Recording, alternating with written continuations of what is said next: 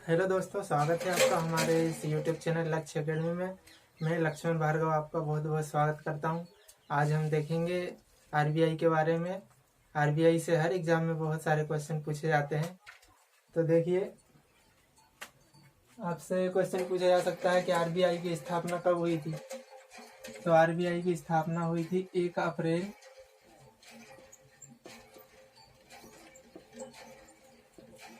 1935 को आरबीआई की स्थापना हुई थी।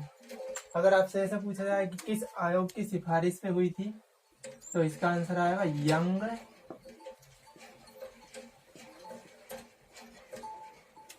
यंग हिल्टन आयोग की सिफारिश पर।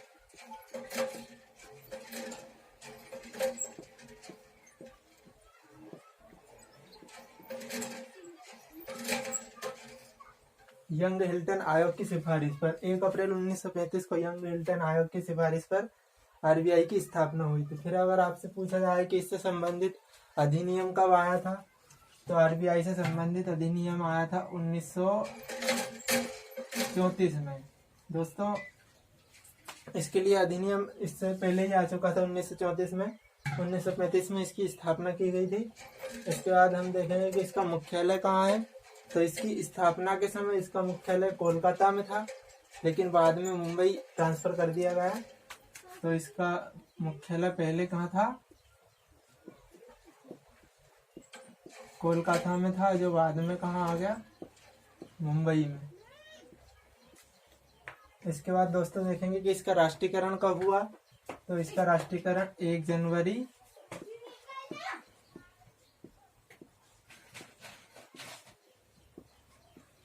1949 को।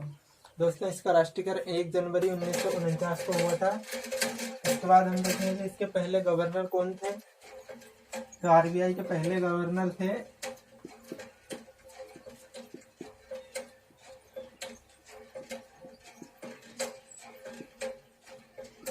Osborne Smith.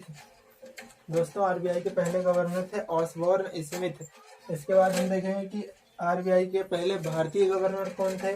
ऐसे व्यक्ति जो गवर्नर बने भारतीय थे, तो वो थे सीडी देशमुख।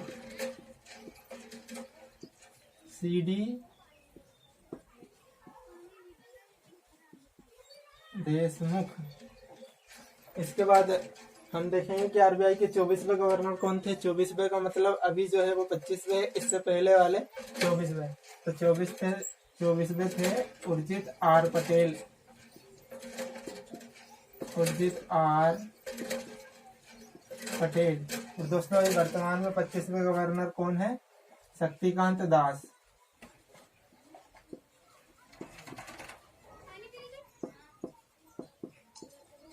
तो दोस्तों, अभी वर्तमान में आरबीआई के 25वें गवर्नर शक्तिकांत दास है।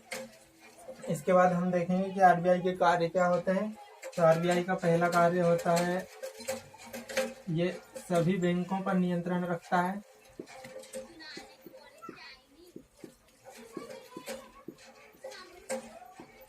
सभी बैंकों पर नियंत्रण।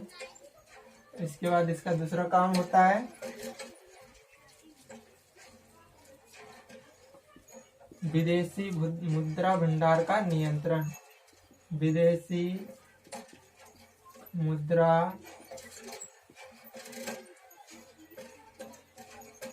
भंडार का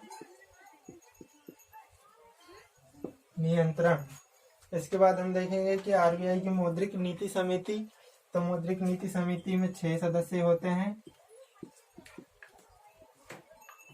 6 सदस्य होते हैं, जिसमें से 3 तो आरबीआई के गवर्नर होते हैं और 3 भारत सरकार नियुक्त करती है।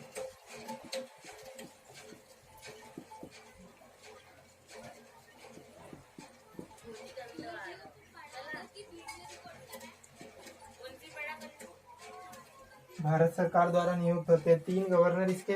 दोस्तों, इसका एक गवर्नर होता है और 4 उप गवर्नर होते हैं। तो दोस्तों, इसके 6 सदस्यों में 3 इसके गवर्नर होते हैं और 3 भारत सरकार द्वारा नियुक्त किए जाते हैं। इसके बाद आरबीआई के चिन्ह में जो पत्ती होती है, अगर दोस्तों आपने आरबीआई का चिन्ह देखा होगा, तो उसमें जो पत्ती होती है वो ताड़ के वृक्ष की होती है।